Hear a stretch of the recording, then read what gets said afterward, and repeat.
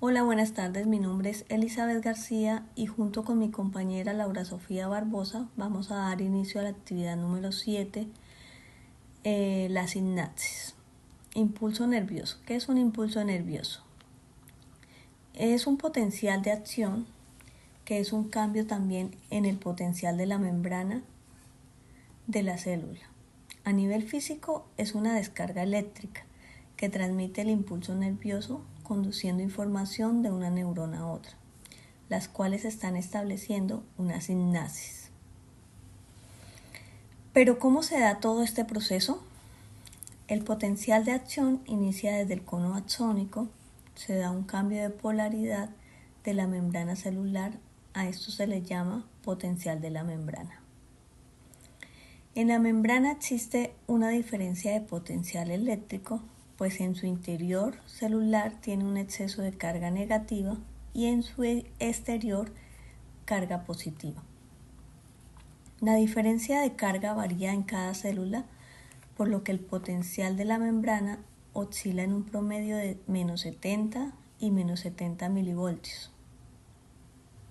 Esto de una membrana que está en reposo.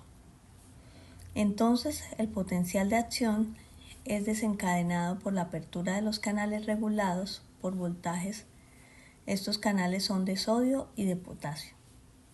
Pero la apertura de sus canales va a depender de que la célula donde se encuentran alcance un umbral determinado. Vamos a suponer que nuestro potencial de membrana en reposo tiene una carga de menos 70 y el umbral de apertura de los canales mencionados, que son el potasio y el sodio, menos 50 milivoltios. Estos canales se abren cuando hay un cambio de voltaje suficientemente intenso, y esto mientras la célula está en reposo. Entonces es cuando se abren los canales de voltaje y el sodio invade el interior de la célula, lo que genera la despolarización. Y lo invade porque sus gradientes químicos es hacia adentro de la membrana, siendo este por lo positivo. A este proceso se le llama despolarización, ya que al entrar los iones de sodio y alcanzar su umbral de más 65 milivoltios, los polos cambian, el interior de la membrana pasa a ser negativo a positivo. Las propiedades moleculares de estos dos canales, el potasio y el sodio, impiden que haya un cambio en la intensidad del potencial de acción. Es por eso que se dice que es la ley del todo o nada. Pues una vez que se abren estos canales, se da el potencial de acción a una misma intensidad. También cabe destacar que esta conducción del impulso nervioso es unidireccional, pues cuando se despolariza esta zona del axón y sus zonas adyacentes, se aperturan nuevos canales regulados por voltaje. Esto produce una nueva despolarización en los canales que se abrieron recientemente, pero la zona previa está ya en fase de repolarización, que ya explicaré un poco más de esto, lo que impide que los potenciales puedan circular en distintos sentidos, y así se mantiene la conducción del impulso unidireccionalmente. Pasamos a hablar ahora de la repolarización. Resulta que cuando se activan o se aperturan los canales de sodio regulados por voltaje, también al mismo tiempo se aperturan los canales de potasio regulados por voltaje, pero estos canales de potasio se activan de una manera más lenta, ¿sí? Pero cuando estos canales de potasio se abren completamente, empiezan a disminuir los de sodio. Y esto genera nuevamente el cambio de polos negativo interno y positivo externo, colocando otra vez la célula en reposo.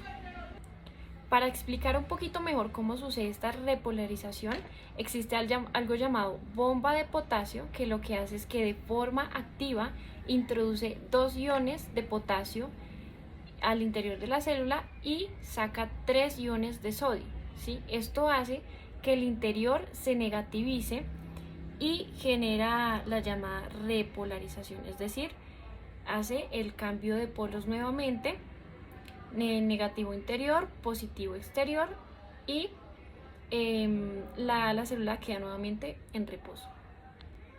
El potencial de acción se puede generar porque llega un único estímulo con la suficiente intensidad para generar ese potencial de acción, o ya sea porque recibe diferentes conexiones que se suman y según el resultado de esta suma, entonces se genera el potencial de acción. La suma de potenciales postsinápticos permite que se integre la información eléctrica excitadora e inhibidora, y si al integrar la información en el cuerpo de la neurona se alcanza el umbral, nos va a dar como resultado un potencial de acción. Pero si por el contrario el potencial de membrana permanece por debajo del umbral, la neurona permanecerá en reposo.